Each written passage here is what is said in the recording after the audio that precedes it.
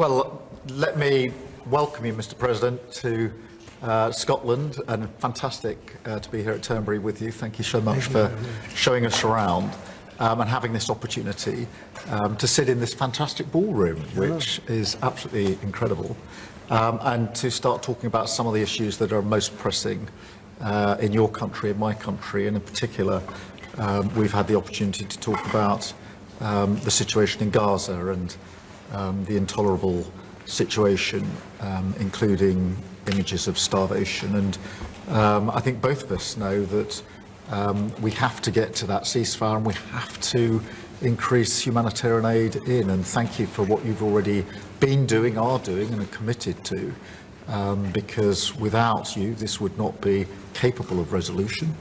And I think that if we can work not just on the pressing issues of the ceasefire, but also on this issue of getting humanitarian aid in at volume, at speed, and then we've discussed a plan for what then happens afterwards.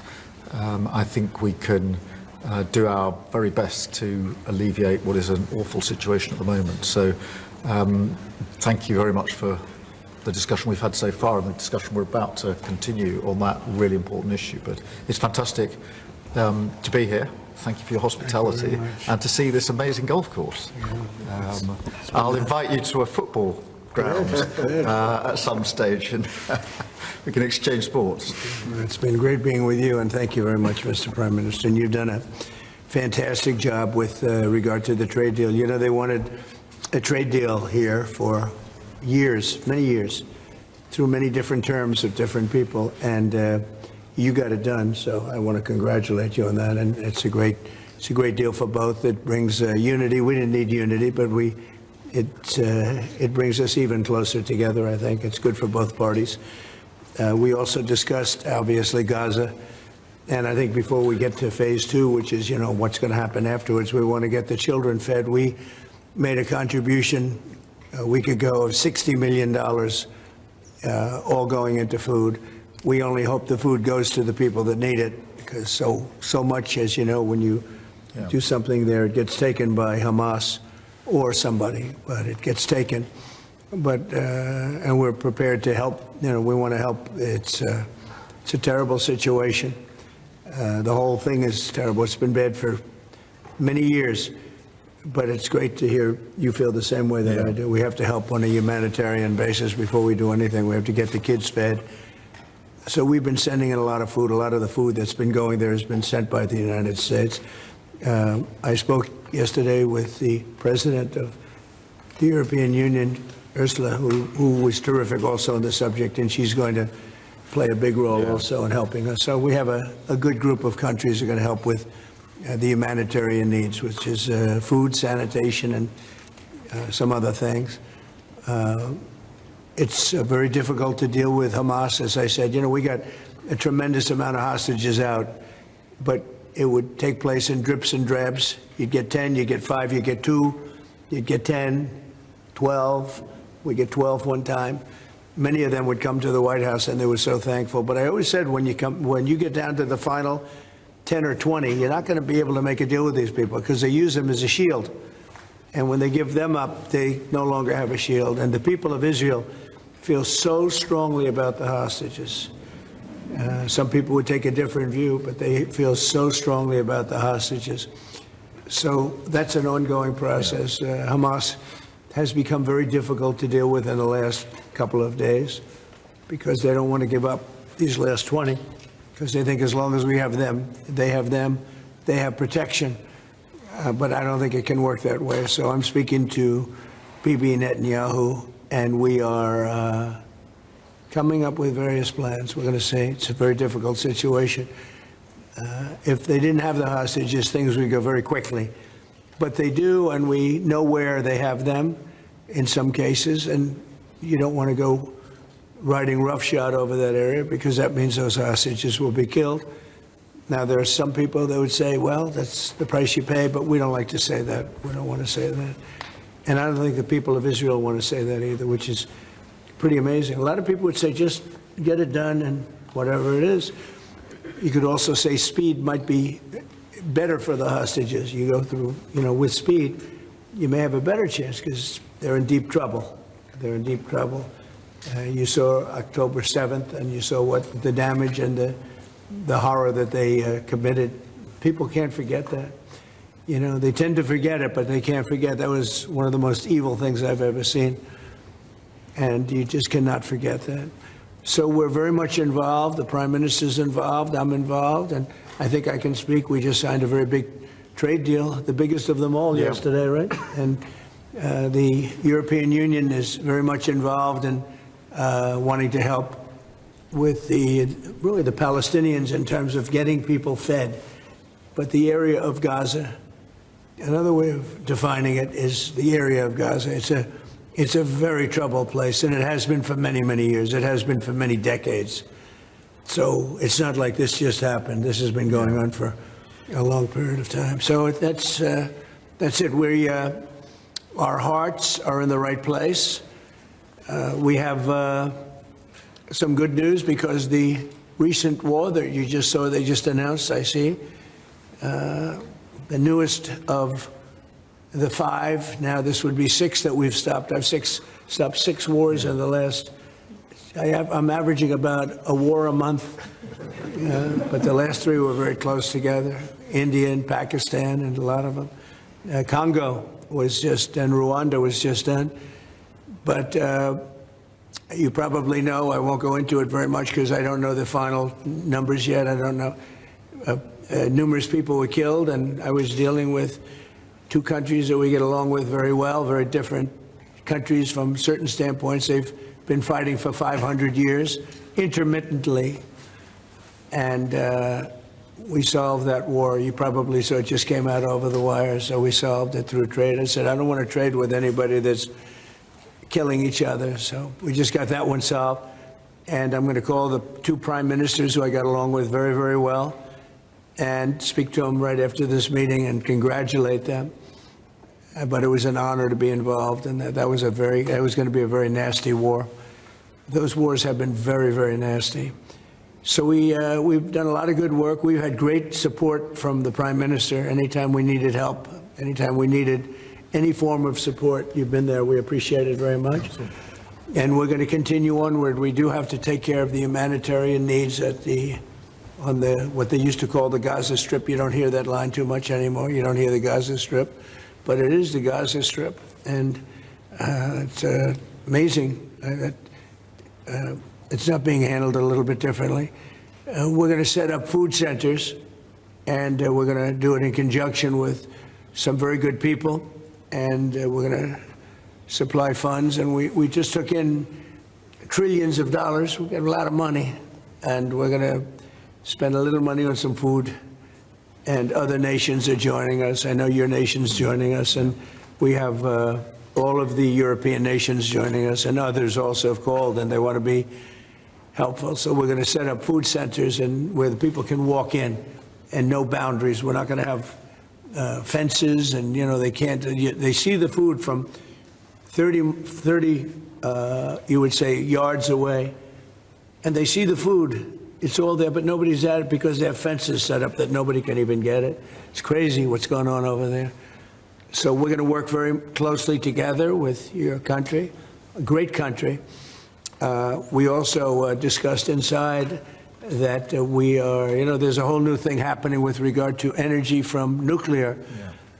And the Prime Minister's looking at that very strongly. And I know you have Rolls-Royce nuclear plants. That sounds pretty good, right? I love that. What a great brand that is. But you're also doing the Rolls-Royce or the nuclear plants, the smaller plants. We're doing smaller and bigger, but the small is interesting. They do a small plant, very easy, very safe, and as they need more, they hook up another plant, and they have a series of plants instead of, doing the $20 billion plant. That gets tough for a lot of people to do. So we're just studying that, and it sounds like you're very far progressed, but that's a great thing you're doing on nuclear. We opened up nuclear about 2 months ago, and it's now safe and very inexpensive. No, we see civil nuclear as a big part of the future as we go to sustainable, independent energy, and I think that between the 2 of us, we can work very much more closely on this, and we've agreed that that's our ambition, that's our aspiration, and this is going to be a big part of the future when it comes to energy. And you can see in the last few years, energy has been weaponised, prices have dictated both families and businesses across the United Kingdom, and therefore taking control of energy is a huge prize. So the more we can work together on this, the better, and small modular reactors are a very big part of the future here, and we've got great companies like Rolls-Royce involved in that. So I'm very much looking forward to working together with you, Mr. President. We'll do that. We'll do that. We're going up to your oil capital in a little while. We're going up to Aberdeen. That's called the oil capital of Europe, and that's a great asset that you have up there. Someday, if they ever change their thinking on that, you have a great and valuable asset. There's a lot of valuable resources underground there, but that's a decision for you to make. But it's a very amazing place, and it is considered the oil capital of Europe. So it's another option that you have. So we are doing really well as a country, and I think that the Prime Minister has been so supportive of us, and so strong and so respected, and I respect him much more today than I did before, because I just met his wife and family. He's got a perfect wife and family, and that's never easy to achieve, right? But I take no credit for that. But he's become a friend, and together we got a deal done that has not been able to be done. It was a deal that's very good for both parties. A really good deal for both of our countries, and very, very well received here in the United Kingdom. So thank you very much for having us. Thank you. Appreciate it. Any questions? Earlier you said that you were going to change the deadline from 50 days. Yeah. What is your new deadline? I'm going to make a new deadline of about 10 or 12 days from today. There's no reason in waiting. There's no reason in waiting. It's 50 days. I want to be generous, but we just don't see any progress being made. Mr. President, you just talked about setting up food centres in conjunction with other organisations. Right. You're talking about the Gaza Humanitarian Foundation or recognised aid agencies. How will this work? Well, it's going to be working where the United States will be helping with the food. You know, we have a lot of access to food. We got a lot of food ourselves, and we're going to bring it over there. We're also going to make sure that they don't have barriers stopping people. You know, you've seen the areas where they actually have food, and the people are screaming for the food, and they're 35, 40 yards away, and they won't let them because they have lines that are set up. And whether they're set up by Hamas or whoever, but they're very strict lines, so we have to get rid of those lines. But we're going to be getting some good, strong food. We can save a lot of people. I mean, some of those kids that's real starvation stuff. I see it, and you can't fake that. So we're going to be even more involved. We did some airlifts before, some airdrops, and the people are running for it. And the Prime Minister is going to help us. They're very effective with that. You've done that before, and for many, they've done that for 100 years very well. So it's not very hard to do, actually. Yes. President, you say you love Scotland. You're the most Scottish president ever in the White House. Is there a better deal to be done for Scotland, for Scottish industry, in the deal that you've done with the Prime Minister? Whisky, for example. Well, I have great love for Scotland. You know, my mother loved Scotland, and she loved the Queen. I don't know, I might hurt myself by saying that the monarchists are going to like it, some other people, but she loved the Queen. Whenever the Queen was on television, she wanted to watch. And she would come back religiously. She'd come back to Scotland once a year with my sister Marion, primarily, and sometimes my sister Elizabeth also. But they loved this part of the world. And, you know, we're talking about the Isle of Lewis. We're talking about serious Scotland. That's serious Scotland. There was no doubt about it. So, yeah, it gives me a feeling, you know, it's different. You go to another country, you have no relationship to it. You got to like maybe the head of the country or something. But it's different when your mother was born here, Stornoway, right in Stornoway, a beautiful little place. Is there a better deal to be done for Scotland, for whisky, for example? Because of your love of Scotland, is there a better trade deal to be done for Scottish businesses like whisky? Well, I assume when we do our trade deal overall, a lot of it comes to Scotland, I hope. Maybe all of it should go to It's a Scotland. very good deal for the whole United Kingdom, we're already achieved great things under the deal, and we'll achieve even more as we work together. A lot of it is Scotland. I mean, I do know that, but I mean, we're dealing with the UK, but a lot of it comes to Scotland. And you know, I was very particular. This is a part of the world I want to see thrive. It's going to thrive. Mr. President, back to Gaza. You talk about Hamas stealing food and stealing aid. What responsibility does Israel have for limiting aid to the region? And if I could ask a follow-up to the Prime Minister, what pressure can be put on Israel? Is that something that you and the United States could work on together? Israel has a lot of responsibility. They're hampered by the fact that you still have 20 hostages or so. And the people of Israel are very concerned about the 20 hostages. It's very interesting. You could say they could be more concerned about retribution than the 20 hostages, but they really want the 20 hostages to survive and live to make it. You know, many of the hostages came to my office in the Oval Office, and I was amazed by, I would ask them the question, was there any sign of love? Was there any sign of, when you were a hostage and you have all of these people from Hamas around you, sometimes hundreds, sometimes 10, sometimes 2, but you're a hostage and you're being stored in a pipe. It's not even really, a cave, or it's a pipe, a little pipe. And some said they didn't think they were going to make it because they were losing air. There wasn't enough air, and they'd open up the pipe just in time, but they didn't do it on purpose. They just happened to open it. They got lucky. But I said, did they ever wink at you and say, like, don't worry, you're going to be okay? Did they ever give you some extra food, even if it was a piece of bread? Did they ever give you anything during that time? And some were there for 400 or 500 days now, right? It's a long time, a year and a half, more than that. And not one person said there was any love from anybody. You know, in other words, you have hundreds of people, and you see it in the movies where somebody's a prisoner and somebody's helping. You even see it with Germany, where people would be let into a house and live in an attic in secret. You know, you'd see signs of some.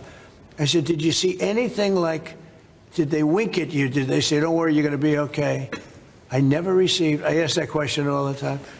I've never received one answer that said, yeah, they really wanted to help. No, the hatred is just incredible. Yeah. The access to food issue, what more can Israel do? Again, to the Prime Minister as well. Well, I think Israel can do a lot. I will say that Iran, I think, interjected themselves in this last negotiation. Can you imagine the beating they took? We wiped out their nuclear possibilities. They can start again. If they do, we'll wipe it out faster than you can wave your finger at it. We'll have to do that. We will do that gladly, openly and gladly. They've been saying, Iran's been sending out bad signals, I'll tell you. For a country that just got wiped out, they've been sending very bad signals, very nasty signals. And they shouldn't be doing that. They shouldn't be doing that. They were talking about things that they shouldn't be talking about. They were interviewed on a recent show, and the foreign minister saying things that he shouldn't be talking about, shouldn't be saying. And I think they got involved in this negotiation, telling Hamas and giving Hamas signals and orders, and that's not good. That's not good. I would say, look, we need to get the hostages out. They've been held for a very, very long time, and we must always start from there. But also recognise the situation on the ground in Gaza is absolutely intolerable, and I think that certainly speaking for the British public and myself, seeing those images of starving children in particular are revolting, and there's a sense of revulsion in the British public at what they're seeing, and they know, and we know, that humanitarian aid needs to get in at speed, at volume. Yes, some could be airdropped, and we're working with others, with the US, with Jordan on that, but the trucks need to get in because that's the only way you can get the volume in, and we do thank the President for the work he's done to try to get to a ceasefire, which we desperately need, but also to put aid in to the region. There needs to be much more of that. We need to galvanise other countries in support of getting that aid in. And yes, that does involve putting pressure on Israel, because this is a humanitarian catastrophe now. We also need to look beyond that situation to what then happens in the event of a ceasefire, which is desperately needed. And that's why I'm really pleased that we're having a discussion about what a peace plan would look like after that, the component parts of that. And we have to be really clear at this point that Hamas can play absolutely no part in any future governance in Palestine and and in Gaza. And it's really important that we're clear about what triggered this, who took the hostages, and calling out Hamas for what they are, which is a terrorist organisation. But I think today the focus has to be on getting that humanitarian aid in. Will the UK avoid your pharmaceutical tariffs, and will it happen before August the 1st? Well, we'll be announcing on pharmaceuticals sometime in the very near future. We have a very big plan on pharmaceuticals. We want to bring a lot of the pharmaceuticals back to America, where they should be. If you look at COVID, it sort of taught us a lesson. We were getting our pharmaceuticals from other countries. We almost didn't make any. We used to make them ourselves, and we're going to want to be making a lot of them ourselves, all of them in a sense. But you also have a good pharmaceutical business. We'll be dealing with you on pharmaceuticals also. And we certainly feel a lot better with your country working on pharmaceuticals for America than some of the other countries that were with the relationship we have. You would not use that as a cudgel. You wouldn't be using it as a block.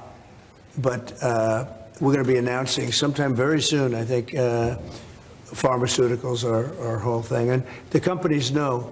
And drug prices are going to be coming down very substantially in the U.S., very, very substantially. And that'll happen very soon. Mr. President, we all sense your frustration. No, go ahead. Vladimir Putin. Hold it. We can all sense your frustration with Vladimir Putin. Yeah. Do you think he's been lying to you about his intentions in Ukraine? Well, I don't want to use the word lying. All I know is we'd have a good talk, and it seemed on, let's say, 3 occasions, it seemed that we were going to have a ceasefire and maybe peace, and you divide it up and you do whatever you have to do, that obviously to get to the end. And all of a sudden, missiles are flying into Kiev and other places. And I say, what's that all about? I spoke to him 3-4 hours ago, and it looked like we were on our way. And then I'd say, forget it, and I'm not going to talk anymore. You know, this has happened on too many occasions, and I don't like it. I don't like it. Successful social media sites. There are new powers here to censor your site, states mandated. To censor my site? To censor your site. You mean Truth? And Truth Social? I mean Truth. Is that okay? Well, I don't think he's going to censor my site because I say only good things. Will you please uncensor my site? Yeah, we're not censoring anyone. We've got some measures which are there to protect children, in particular from sites like suicide sites. We've had too many cases in the United Kingdom of young children taking their own lives, and when you look through their social media, they've been accessing sites which talk about suicide and encouraging, if you like, children down that road, and that is what we want to stop. It's nothing about censoring free speech, but this country is a proud free speech in this country has been for a very long time. We're very, very proud of it. We will protect it forever. But at the same time, I personally feel very strongly that we should protect our young teenagers, and that's what it usually is, from things like suicide sites. I don't see that as a free speech issue. I see that as a child protection issue. We actually passed a bill in Congress, headed up by my wife, actually, which was to pull bad stuff out having to do with children, because it is a problem. But I cannot imagine him censoring Truth Social. That's more of a very political, and it's been a very big success. Not going to happen. And I only say good things about him and his country, so they to me, you're making a mistake. I'm going to give my ambassador the job, make sure it's not censored. I had not heard that. You're a big investor in this area, Mr. President. Say it? You're a big investor in this area. To put it mildly. Like this ballroom. that we built from scratch. Do you worry, though, about the risk of increased taxes here? Will that stop you investing? And do you have a message last night on the soccer to the English Lionesses who won the European trophy? So I think that I have a theory that low taxes bring growth. We just passed a big tax cut bill, the biggest bill in the history of our country, actually. And one big, beautiful bill. I used to call it the great one big, beautiful. We took the word great out. But it's actually called the one big, beautiful bill. It's essentially a very large tax cut bill for everybody. And our country's pretty soon, I think I can say it right now, our country has never done better. We had a country that was dead. It was dead 6 months ago, a year ago. Leaders from NATO, we had a very successful meeting at NATO. Your prime minister was there. It was an unbelievable love fest with all of those countries. And they agreed to go 5% and all the things. Very smart to do. But many of the leaders said, essentially, they said, your country was dead 1 year ago. 1 year ago, we had a dead, and we did. We had a dead country. We had a president who didn't know where the hell he was. We had horrible, horrible people running our country. I think they were sick people, actually, sick. You talk about censorship. Those are big. That's all they did was censor, and they didn't know what to do. And they had high taxes. They wanted more tax, total censorship, transgender for everybody, men playing in women's sports, everything bad they wanted, and they still do. That's what they still do. That's why they're down at 15% or something. I saw it today, the lowest that the other part of the Democrats have ever been. But no, I find that when you lower taxes, you get growth. I will say this, and the Prime Minister hasn't been here very long, in all fairness. I think he'll be a tax cutter. But I find that as we cut taxes, we did more business. Yeah. In my first tax bill, we cut taxes from 39% down to 22%. And we ended up at the end of the first year, when it was still a little raw, we ended up taking in much more revenue than we did at 39%. It was pretty amazing. And we're taking in a lot of revenue right now. And this was an additional tax cut. So I find, for whatever it's worth, tax cuts here are very good. Russia moved up the deadline. It's now 10 or 12 days. Is the sanction the same, that you're going to slap 100% tariff on anybody who does business with Russia? So what I'm doing is we're going to do secondary sanctions, unless we make a deal. And we might make a deal. I don't know. You don't know. We've done so many peace deals. This is the one I started out with. And, I know President Putin called me. He wanted to know if I could help him with Iran. I said, no, I don't need your help with Iran. I need your help with Russia. And so that's the one deal that continues to linger. And, we're losing 5,000. They're losing. I'm not losing. You're not losing. But 5,000 Russian and Ukrainian kids a week are dying. And that's not mentioning the people that are dying also in towns where, he's lobbing missiles into certain towns like Kiev. And he's got to make a deal. It's too many people are dying. It's a really bloody war. And the 5 now, they're really telling me that number is obsolete. It's like 7. That's terrible. So you have 7,000 Russian and Ukrainian soldiers dying every single week for no reason whatsoever. So you would think, based on common sense, you would think he'd want to make a deal. We'll find out. Publicly, have you had any other Ukrainian channels conversations with the Russians reiterating this? In what? Reiterating this new pressure and deadline. Yeah, we're going to have you're the press. I'm reiterating it to you. I'd say 10 to 12 days. I'll announce it probably tonight or tomorrow. But there's no reason to wait. If you know what the answer is going to be, why wait? And it would be sanctions and maybe tariffs, secondary tariffs. You know what a secondary tariff is. And look, the Russian economy, I don't want to do that to Russia. I love the Russian people. They're great people. I don't want to do that to Russia. But this thing, they're losing a lot of Russians. They've lost 1 million Russians. And that's the, sons. That's the sons and daughters of Russian families. They leave the house. They go, bye, mom, bye, dad, and then they get blown away. And Ukrainian, too. Look at Ukraine. It's a disaster what's happened there. but it continues to go on.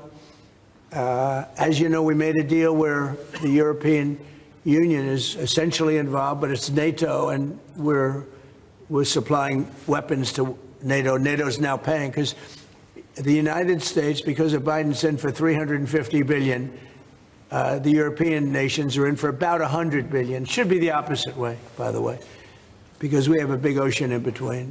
Should be the opposite way. But I think that eventually something's going to happen. It should happen fast. So many people are dying. You know, when I settled out with Congo and Rwanda, they lost almost 8 million people. And it just made so much sense. And if I didn't get involved, they wouldn't have done it. They weren't even thinking about settling it. It was just going on forever. And nobody could go into those territories because they'd get killed. They'd get killed. And now they have I hear it's a whole different ballgame. We settled it. This is one that should be settled. Russia, Ukraine. This is one that really should be settled. Mr. President, Scotland's First Minister has today set out his plans for a second referendum on Scottish independence.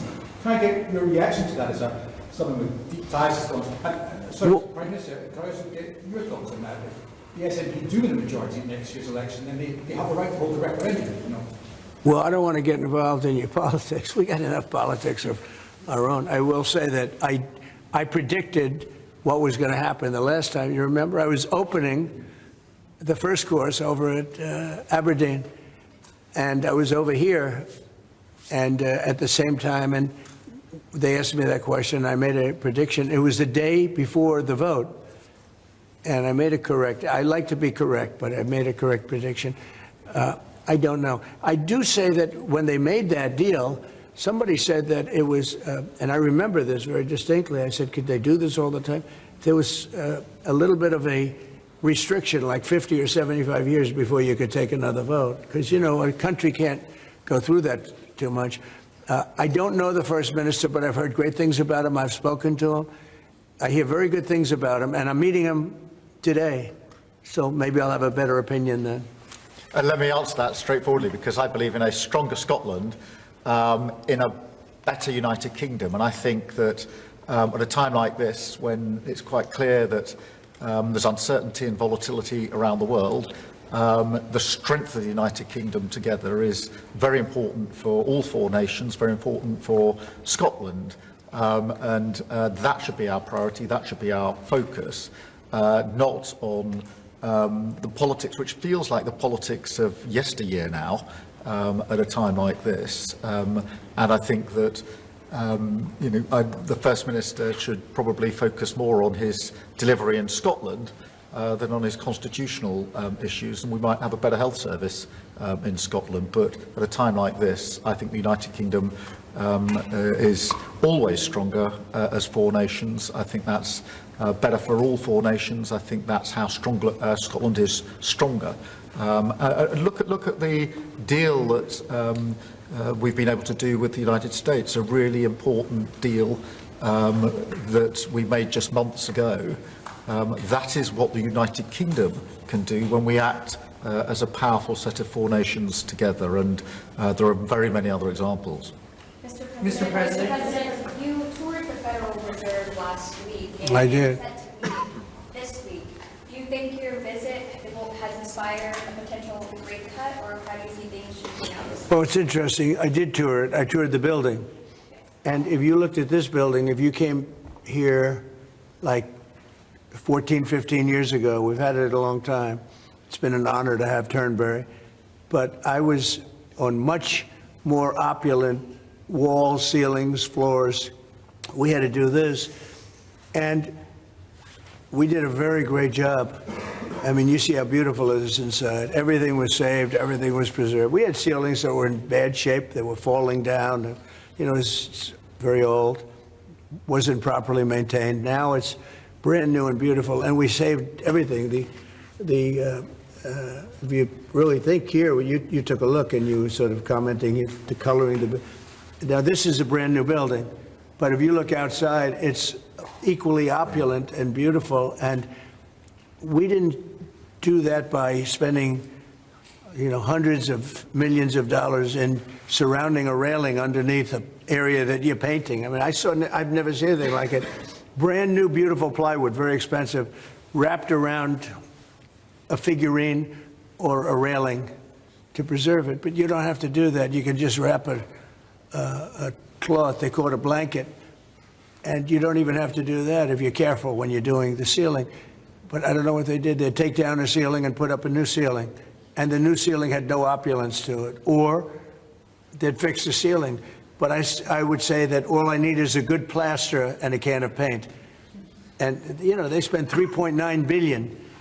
And I spent a lot of money too, but it's I'd say 3.8 billion less, meaning I spent probably $100 million making this place incredible. And you were saying a lot of that was local trades.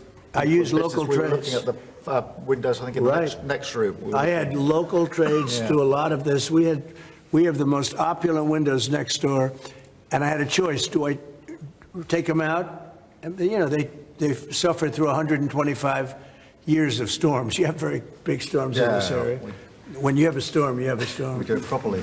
And they made it, barely, but they were in bad shape. So I had some local people come up, and we looked at them. You have some great craftsmen here, I think is what you're getting at. And they said, sir, honestly, they've had it. We can copy it and do it much better. And they did. If you take a look at the windows in the various dining rooms, they're magnificent.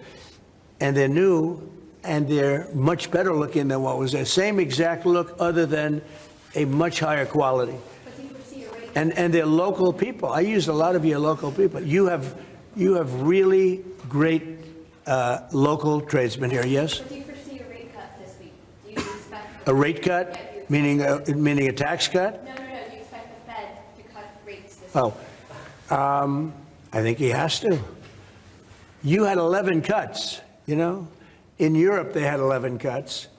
In other places, they had 10 or 11 cuts. And we had none, but I'm not going to say anything bad. We're doing so well, even without the rate cut. With the rate cut, it would be better. It affects our housing a little bit. Look, we should be 3 points lower. Each point is $360 billion. Can you imagine that? That's big numbers. Each point, 1 point of cut, is the equivalent of $360 billion in savings. That's big stuff, Those are big numbers in the U.S. Everything's big. He should cut.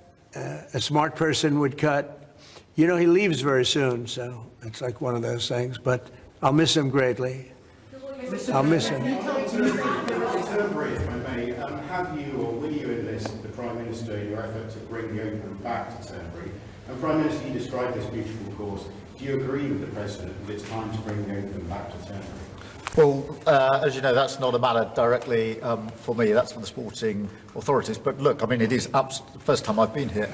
It's absolutely magnificent, both inside and out, and looking at the courses itself and the building. It's incredible. But the decision on the Open is not a decision for me, as you'll understand. I should just pick up on the earlier question, because I, for one, will say congratulations to the Lionesses. Last night, our women's football team won the Euros, defended the Euros, I should say, It's a big story. which was a really big success, and the mental and physical resilience that they showed was quite incredible. So it's a big deal. There's a lot of bunting out today and tomorrow to celebrate them bringing that cup home. Did you get the chance to do any planning for the upcoming state visit? And how is that going to work? Where would you stay? And anything about this? Well, I'm looking forward to it. It's never been done before, twice. We had our original at Buckingham Palace, and now I guess we're going to Windsor. And it's never been done, and I'm a big fan of King Charles. I've known him for quite a while. He's a great guy, a great person. He looks really well to me. He looks great. So we look forward to coming over. It's going to be... It was one of the most beautiful evenings I've ever seen. I hate to say it, but nobody does it like you people in terms of the pomp and ceremony. True. And I look forward to being here with the ambassador. Our ambassador is a very, very successful man who just wanted to do this. And I said, how are you going to be able to do that? And he's so committed to, the relationship between the countries. But he's a very great guy and a very, very successful man. So I very much thank you for doing Well, this. thank you for the honor, sir. Mr. President, will you go to London, or are you worried it's no longer welcome? About what? Will you visit London during the state visit? I will.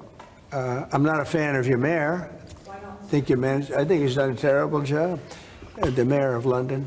But a nasty person. I think he's done. I think He's a friend of mine, actually. no. I think he's done a terrible job.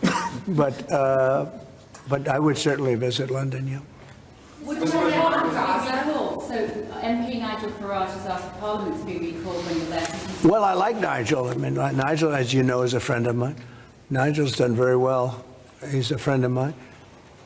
And Keir's a friend of mine. Would you recall Parliament so that the President can talk to MPs? Well, Parliament's in recess at the time, but look, I do want to be clear. This is an unprecedented and very special state visit.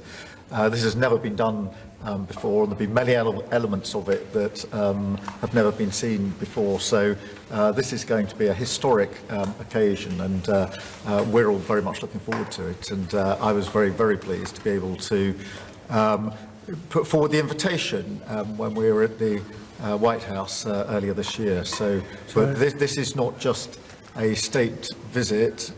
They're always incredible occasions, and this is an unprecedented second state visit. So you can imagine just how special that's going to be. The fact that it's never been done before, and that's because it's non-consecutive, and it's the only reason it could be, made it even more interesting, frankly. So it's going to be great. And being with Charles and Camilla and everybody, I've gotten to know because of 4 years and now 6 months. Gotten to know a lot of the family members. They're great people.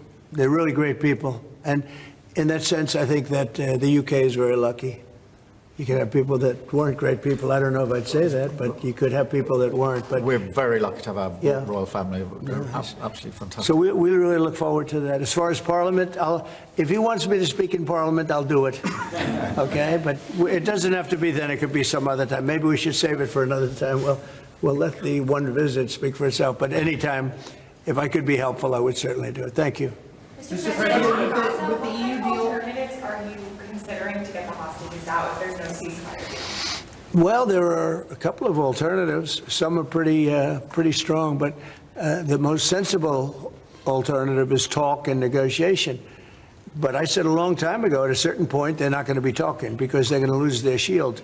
The hostages are a shield for them. They did horrible things on October 7th, and the hostages are a shield. And I said, you're going to get down a number, and the number's going to be at a point where you're not going to be able to get them back unless you're going to be very energetic, or to put it a different way, unless you're going to be very ruthless and violent.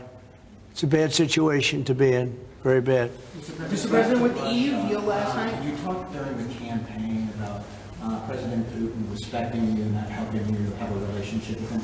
Do you still feel that way, that he respects you, considering the conversations you've had that have been really nice? Yeah.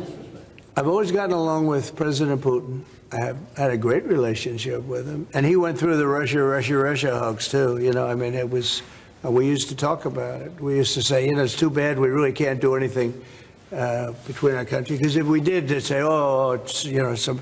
Look, I was tough on Putin because I was the one that closed up Nord Stream, and Biden came along and opened it up. I was very tough on Putin in one way, but we got along very well. And I never really thought this would happen. I thought we'd be able to negotiate something out. And maybe that'll still happen, but it's very late down the process. So I'm disappointed. And, the funny thing is that their economy isn't that big, and it's having a hard time right now, but it's a relatively small economy. A strong military, but strong economy. And it used to be a strong economy. Now it's not. He's going through a lot. Economically, it's not easy, but it's pretty small, compared to that magnificent size of that land. The land is massive. It's got, I guess, 9 time zones or something. It's a massive piece of land. Russia could be so rich. It could be so rich. It could be thriving like practically no other country. And they're holding that back because we can't. He wants to do trade deals with us. He talks about it all the time. He wanted to. And I envision that a lot of trade with Russia. They have a lot of valuable things. When you talk about rare earth, they have serious rare earth, right? They have just about every form you can have. So, you know, Russia could be so rich right now. Instead, they spend all their money on war. They spend everything on war and killing people, and it doesn't make sense to me. I thought he would want to end this thing quickly. I really felt it was going to end, but every time I think it's going to end, he kills people. Could a meeting help, and are you considering it? Has been proposed? I don't know. I'm not, you know, I'm not so interested in talking anymore. He talks, we have such nice conversations, such respectful and nice conversations, and then people die the following night with a missile going into a town and hitting, I mean, recently, I guess, the nursing home, but they hit other things. Whatever they hit, people die. So, I don't know. We'll see what happens. We've just had a sense of your differences in political persuasion when Nigel Farage and Sadiq Khan came up in conversation. I wonder if you have any advice, either of you, for a very divided, polarised world on how you make your relationship? Not differences, yeah. Not differences. I happen to like both men. I like this man a lot, and I like Nigel. And, you know, I don't know the politics over here. I don't know where they stand. I would say one is slightly liberal, not that liberal, slightly, and the other one is slightly conservative. But they're both good men. Mr. President. Well, look, I mean, we like each other, we respect each other, we get on, and we've both got a great love of our countries, of our families, and therefore there's a huge amount that we have already achieved, actually, together, and will achieve as we go forward, leading our respective countries. And of course, the relationship between our countries. Donald, we were talking about this morning. That whether it's defence, security, intelligence sharing, it's a close, historic relationship. We have fought together in the past. We've always stood together. And I, for one, am very pleased that we've got such a good personal relationship between us. And I think it just shows that even if you come from different political perspectives, different backgrounds, actually there's a huge amount of common ground when it comes to what is in the best interests of our two great countries, and they are two great countries. And I think that because we focus on what's best for our countries, we get along very well, and I'm very pleased that that's the case. Mr. President. Well, I do know he wants to cut taxes as much as he can, and you know, politics is pretty simple. It's I assume there's a thing going on between you and Nigel, and it's okay. You know, it's two parties, but generally speaking, the one who cuts taxes the most, the one who gives you the lowest energy prices and the best kind of energy, the one that keeps you out of wars. He's kept you out of wars, but the one that keeps you out of wars. You know, you have a few basics, and you can go back 1,000 years, 1,000,000 years, whoever does these things, but low taxes, keep us safe, keep us out of wars, no crime, stop the crime, and in your case, a big immigration component, you know, because I know that your attitude has become strong on immigration, strong on the toughness of immigration. But I think whoever's going to be, I think I won because we had a lousy president, to be honest with you. We had an incompetent president. But I won because I was very strong on immigration. Now, we had inflation. We had sort of a bad economy with this guy. We had a lot of problems, but I focused on immigration more than I did anything else. And I think I won because of immigration. I think I won because of the border. I had a bad border where millions of people were coming in to our country illegally.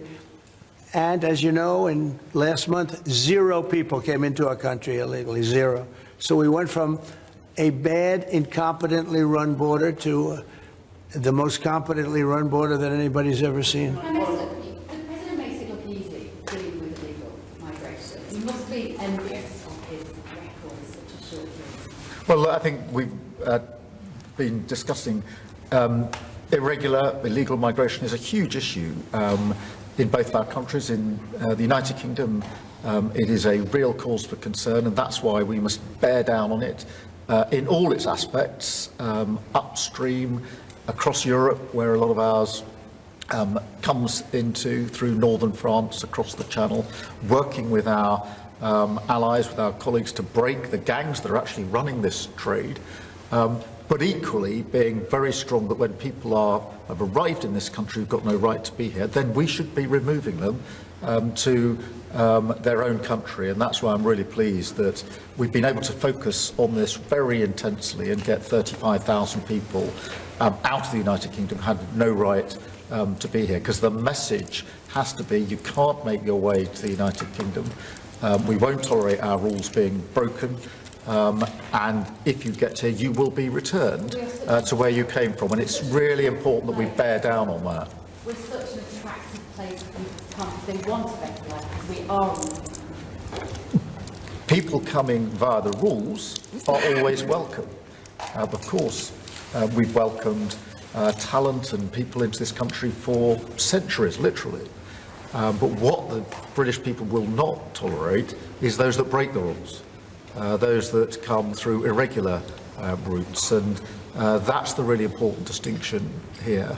And that's what we're bearing down on. And I'm really pleased that we're through pretty well all of the international engagement I've done, all the meetings I've had, the country we've done deals with. We've done deals with countries in the last 12 months that many people thought it was not possible to do deal with when it came to immigration, irregular immigration, and we've returned thousands of people who've got no right to be here. And that, I think, is, for the British people, we're a reasonable, tolerant country, where people are coming lawfully to contribute to our communities, to our country, then of course they're welcome and have made a great contribution. But what people will not tolerate is those that are breaking the rules. And that is an issue of today, but it's a very British thing. We are people who respect rules.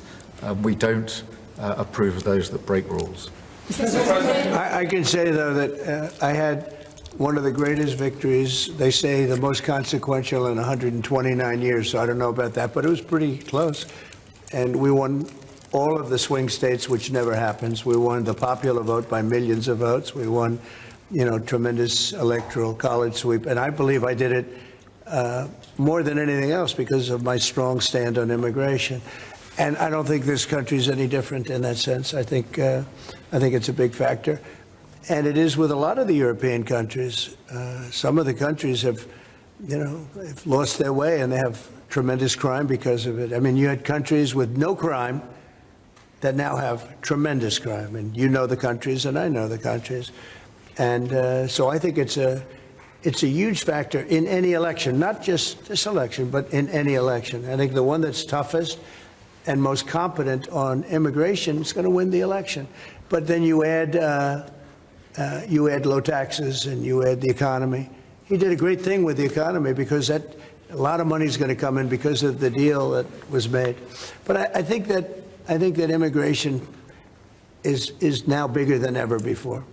Mr. President, your Treasury Secretary is meeting with Chinese trade Right now. Right now. Have you received an update? Do you expect a deal when these talks are over, especially with the August 1st deadline? No, they're meeting right now. And, we have a good relationship with China. But China's tough. And like you're tough, we're all tough, yes.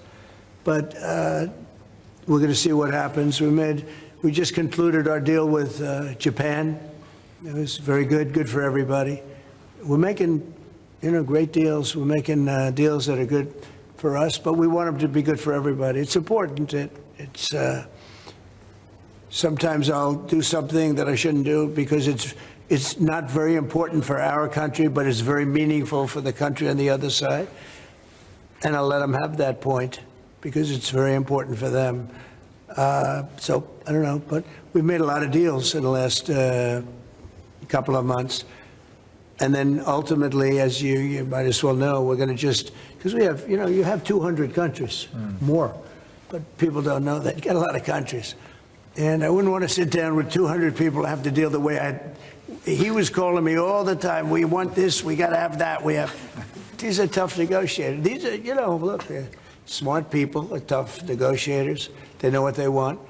And but we're going to be setting a tariff for essentially the rest of the world.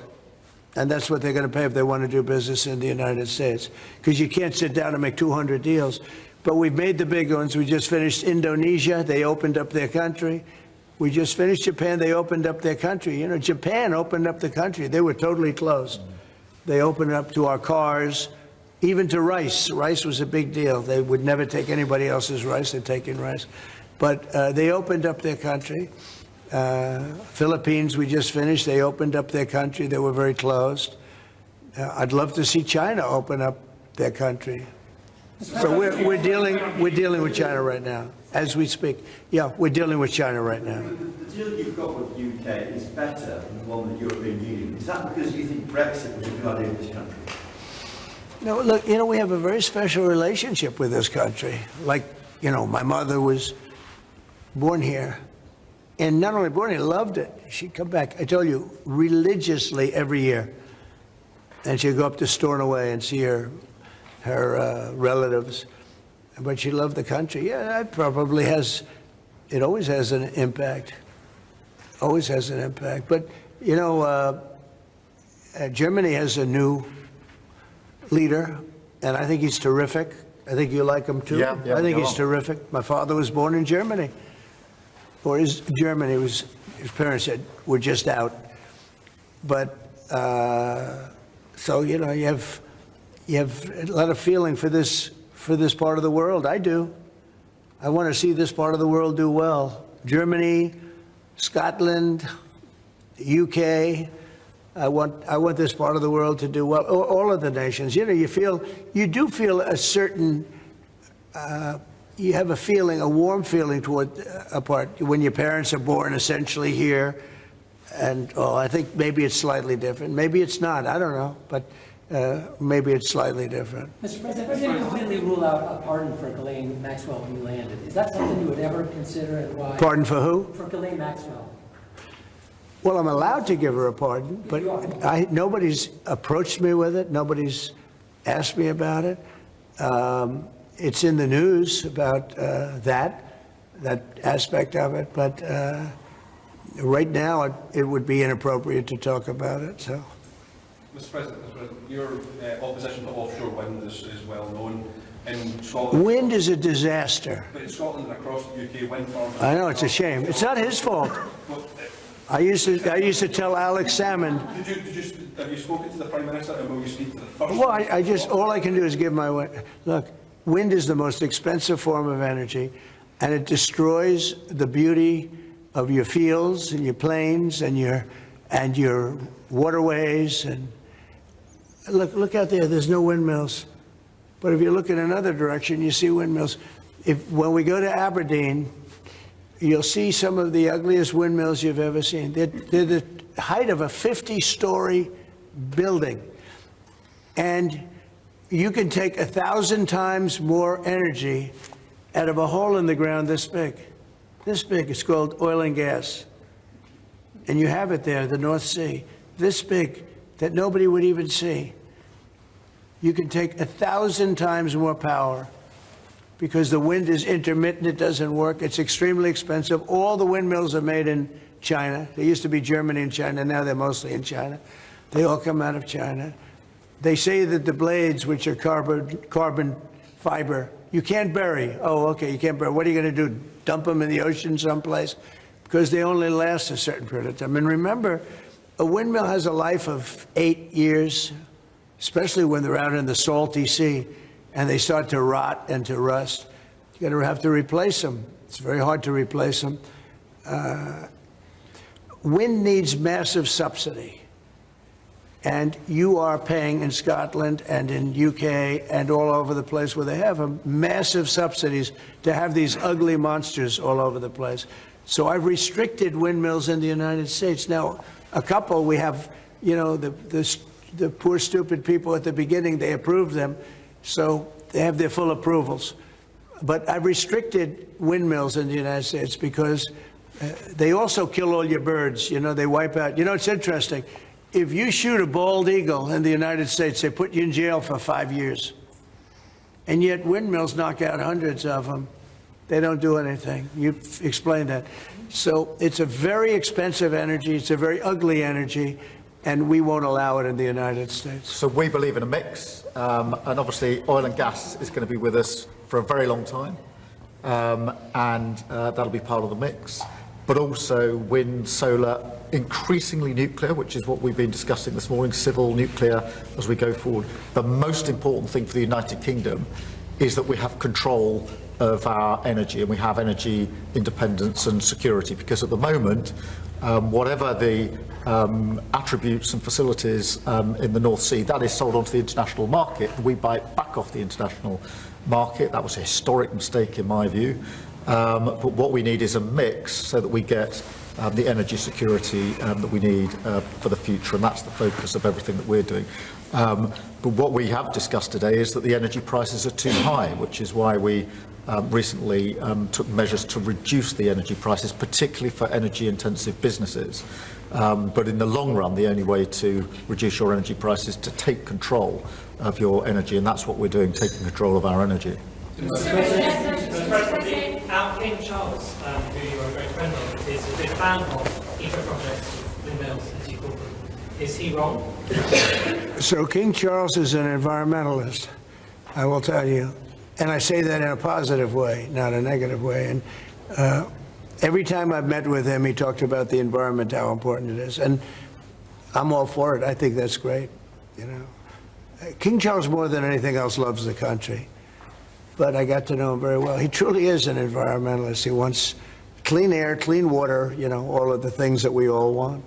Mr. President, you had said that you have not been briefed on the Epstein files, but, or your name has not appeared in the Epstein files. But doesn't the AG have to tell you if your name is... Well, I haven't been overly interested in it. You know, it's something, it's a hoax that's been built up way beyond proportion. I can say this, those files were run by the worst scum on earth. They were run by Comey, they were run by Garland, they were run by Biden and all of the people that actually ran the government, including the auto pen. Those files were run for 4 years by those people. If they had anything, I assume they would have released it. The whole thing is a hoax. They ran the files. I was running against somebody that ran the files. If they had something, they would have released. Now, they can easily put something in the files that's a phony. Like, as an example, Christopher Steele, a person you know well, happens to be from your country. But Christopher Steele, as an example, wrote a book, a dossier. We call it the fake news dossier. And the whole thing was a fake. The whole thing was a fake. They can put things in the file that are fake. But those files were run by bad, sick people. If they had anything, why didn't they use it when I was killing Joe and then he gave out because he was 25 points down? And then I got somebody new. Nobody even knew anything about her. She was a horrible vice president. She was a border czar, but she never went to the border. She never once called a border patrol agent to find out how we're doing, but she was the border czar. Her name was Kamala. Nobody knows her last name. It was Harris, but nobody knew her last name. So I ended up, how would you like to end up in a race where you're killing somebody, you're beating him, and then they say, all right, we'll take him out. He's not working. Let's put somebody else. And then she had a 6-week honeymoon. It was amazing. They predicted she will have a 6-week honeymoon, and she did. And then she got slaughtered. But think of it. Those files were run by these people. They were run by my enemy. If there was anything in there, they would have used them for the election. Yeah. Do you think that drawing, I think I heard you say something the other day, that the drawing that was the subject of the Wall Street Journal report. I don't do drawings. I'm not a drawing person. You think it was fraudulent? I don't do drawings. Sometimes people say, would you draw a building? And I'll draw 4 lines and a little roof, you know, for charity stuff. But I'm not a drawing person. I don't do drawings of women, that I can tell you. They say there's a drawing of a woman, and I don't do drawings of women. And also, you know, Epstein was always a very controversial guy. I was at a very high position, you know, pretty much all my life. In all fairness, I've been doing this for a long time. I had the top show on television. I had the #1 bestsellers. I had everything, right? And I was a very successful business guy. He was a very controversial. Who would do a controversial drawing? Now, with that being said, they say there were many letters done by many people, and many big people, big successful people. But I just don't. When you talk about files, I just keep going back, and other people too. Even the enemy says this thing is not correct, because if we had it, we would have used it on the guy. It's a bad issue. They say it's a good issue for Trump. Do you know that my poll numbers are up 4.5 points since this ridiculous Epstein stuff? My poll numbers have gone up 4.5 points because people don't buy it. Okay, people don't buy it. And he's gone, and we want to focus on trade deals. I want to focus on the deal we just made with the European Union, which is the biggest trade deal in history. It's the biggest deal, I think, in history, not just trade deal. So if they would have had something, they would have used it. And people keep writing stories about the time you threw him out of Mar-a-Lago. Can you settle that? What was it about? What caused the breach with him? That's such old history. Very easy to explain, but I don't want to waste your time by explaining it. But for years, I wouldn't talk to Jeffrey Epstein. I wouldn't talk because he did something that was inappropriate. He hired help. And I said, don't ever do that again. He stole people that worked for me. I said, don't ever do that again. He did it again. And I threw him out of the place, persona non grata. I threw him out, and that was it. I'm glad I did, if you want to know the truth. And by the way, I never went to the island, and Bill Clinton went there supposedly 28 times. I never went to the island, but Larry Summers, I hear, went there. He was the head of Harvard. And many other people that are very big people. Nobody ever talks about them. I never had the privilege of going to his island, and I did turn it down, but a lot of people in Palm Beach were invited to his island. In one of my very good moments, I turned it down. I didn't want to go to his island. Yeah. Mr. President, on Gaza, next time you speak to Netanyahu, what will you ask him to do? Say it one louder. Next time you speak to Netanyahu, what will you ask him to do? Well, I'm going to say, look, we're giving money and we're giving food, but we're over here and we're over in the United States, and I think I can speak for the Prime Minister. We're giving money and things. He's got to sort of like run it. Well, I want them to make sure they get the food. I want to make sure they get the food, every ounce of food. I think you want the same absolutely. thing. It's an absolute focus. Because that food isn't being delivered, Mr. President, or at least all of it. you said you were going to set essentially a tariff for the rest of the world. For the world. What percent will that tariff be? I would say it'll be somewhere in the 15 to 20% range. So maybe 15 or 20 or? No, I said, I sort of know, but I just want to be nice. I would say in the range of 15 to 20%. Probably one of those two numbers. But UK and steel aluminum makers here are worried about tariffs. Will you do anything to help them here? Aluminum? You're a pretty big aluminum maker. Yeah, that's already covered in the deal that we've agreed.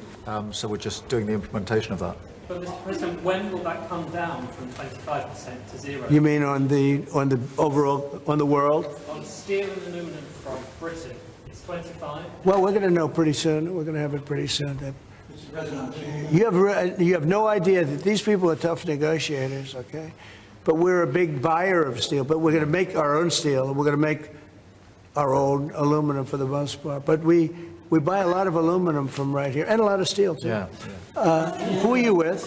Who are you with? Because you're asking such a nice question. GB News, that's from GB News. Very good.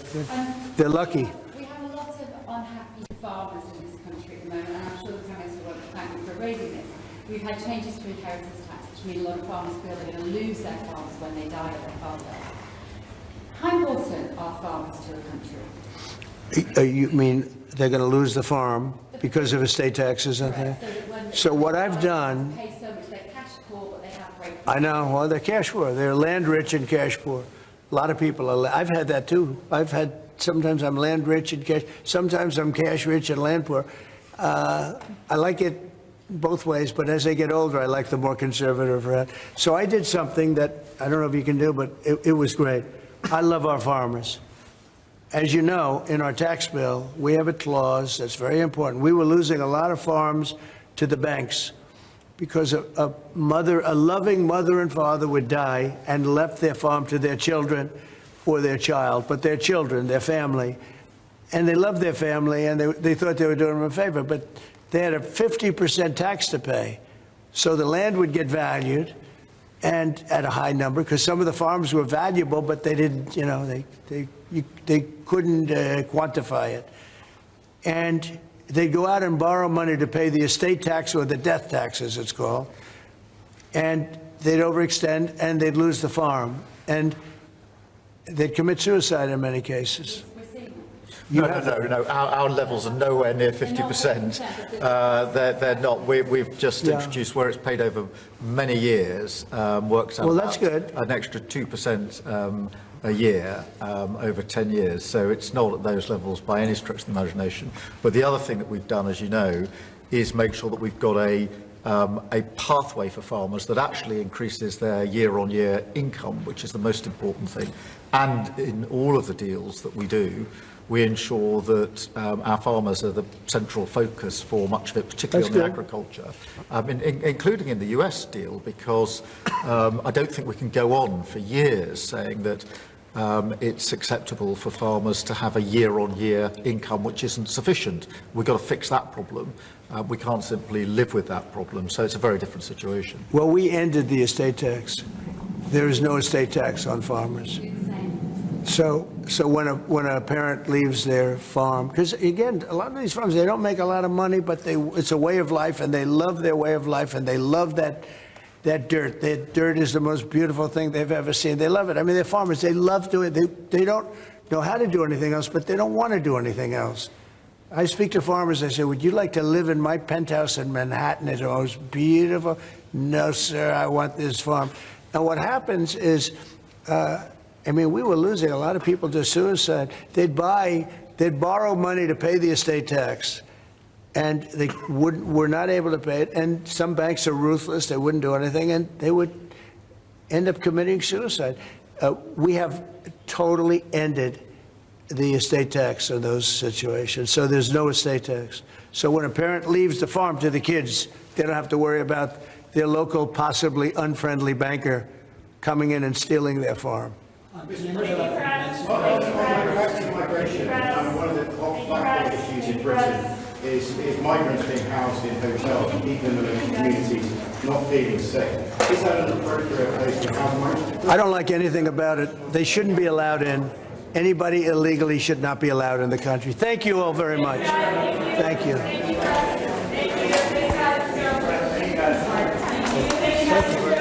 Take everything.